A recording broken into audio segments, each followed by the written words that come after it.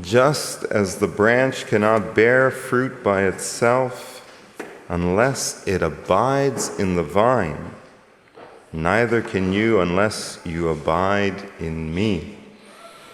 This language that we hear in the gospel of abiding, you also heard it in that second reading, it implies a pre-existing relationship, that the disciple is already attached or connected or plugged in or grafted into Christ.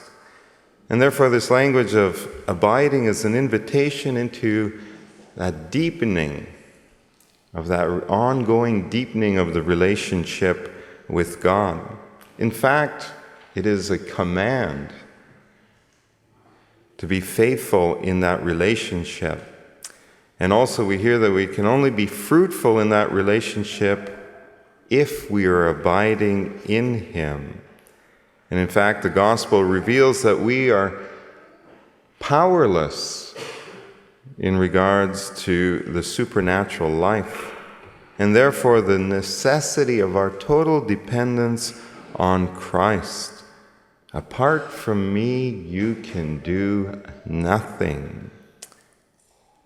And those wonderful words, abide in me as I abide in you, that recalls our baptism, where the Holy Spirit came to dwell in us, that we entered into the life of God and that the Holy Spirit abides in us. It's that ongoing dwelling of the Holy Spirit abiding in us, and we are totally dependent on the Holy Spirit for our supernatural life to deepen within us. Any growth, any progress in holiness is dependent on the action of God in us. We might be nice and kind even, but holiness we cannot achieve on our own. We are dependent on God. Our holiness derives from our connection, our abiding in God. We're also dependent on the Lord at the natural level, that from the moment of conception, God infuses an immortal soul in us, and we become human beings created in the image and likeness of God. And so God is the source of life, both human and divine. He is the source of life of both natural and supernatural. So as that bumper sticker says, God is pro-life, natural and supernatural. So as Catholics, if we don't understand, if we don't appreciate the imperative, the necessity of being pro-life, then we're not going to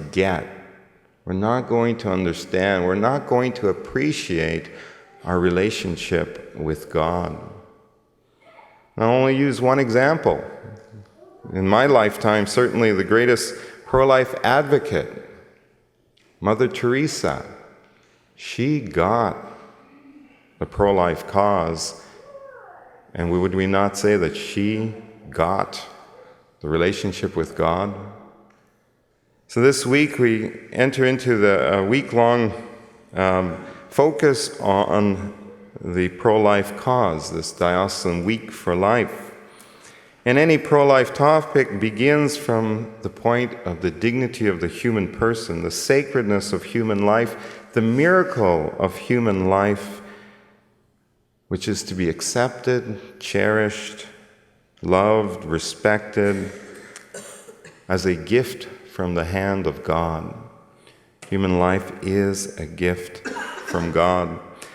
And we do not have the right to control its beginnings. That right belongs to God. Now I'm speaking specifically about the topic of this year's focus, the in vitro fertilization. In the bulletins, there's this wonderful little pamphlet produced by Action Life and the Archbishop. And I was tempted just to read that pamphlet to you, but I'm going to let you read most of it on your own.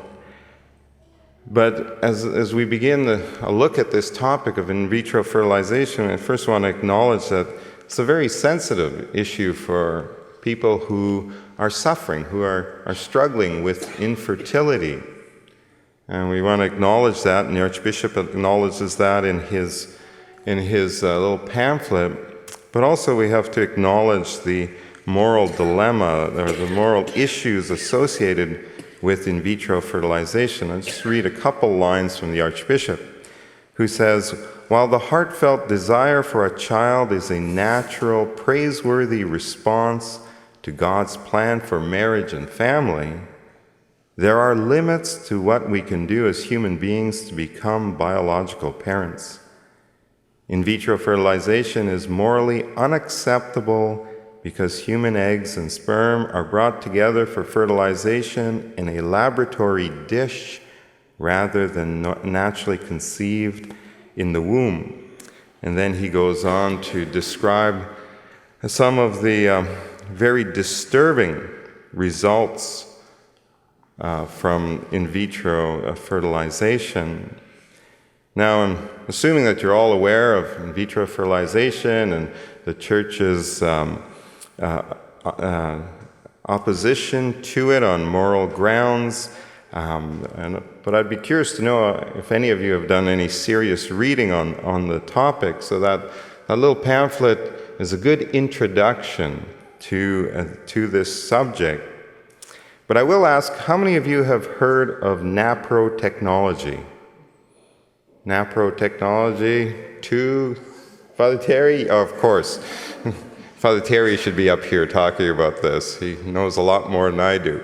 NAPRO technology, about fertility care centers here in Ontario. Not too many. Father Terry and I.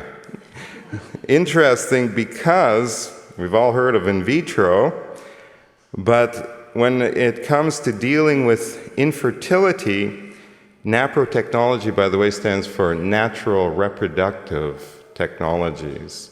So when it comes to dealing with infertility, NAPRO has a success rate of up to 80% in helping couples conceive, which is nearly 3 times more effective than in vitro fertilization. Nearly 3 times more effective, depending on the underlying conditions. And it uses natural, morally acceptable means to achieve this. 3 times more effective, naturally. Is God not pro-life? That comes from Him. He has created the human body. In NAPRO technology, it's also very effective in helping a woman carry her baby to full term if she's having problems carrying the child.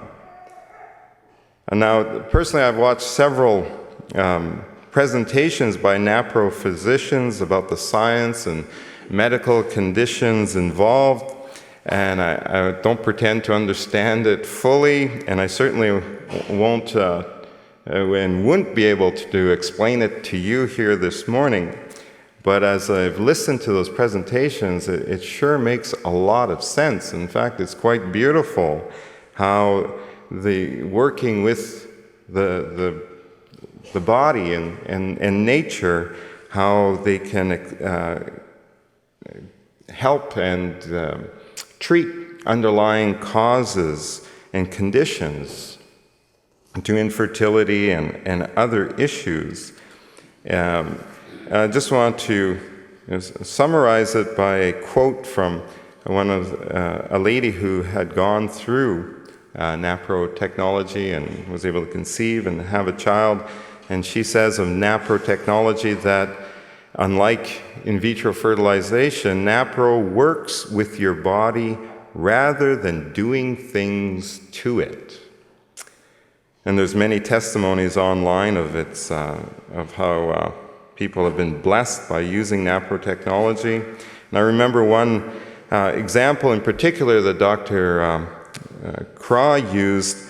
It was that of a couple that had gone through in vitro fertilization twice to the tune of $10,000 each time, and the consequences on the woman's body, it's quite harsh, and they were not able to conceive. Within a year of working with NAPRO Technologies, they had conceived and were able to bear, a beautiful child was born to them. So again, many of those kinds of wonderful stories that you can find on the internet. I just want to return now to the idea that God is pro-life.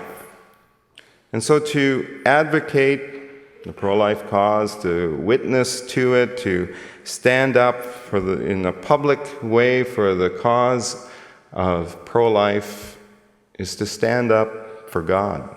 It is to stand up for our faith. It is to witness to our faith. So this week, in this Week for Life, there's lots of things that are scheduled.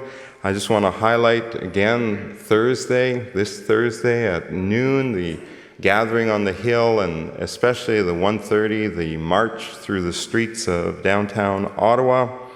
And so I just want to talk for a second to parents. So children, if you could just block your ears. All right, can you block your ears there? You guys?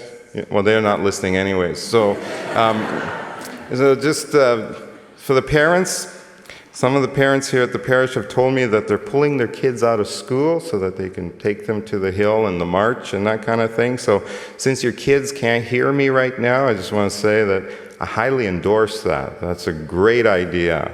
Bring your kids to the Hill.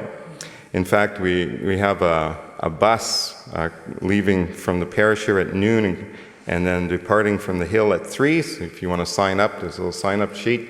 We can only take 50, but other people are going to carpool and all that kind of thing. It's only $5 for the bus.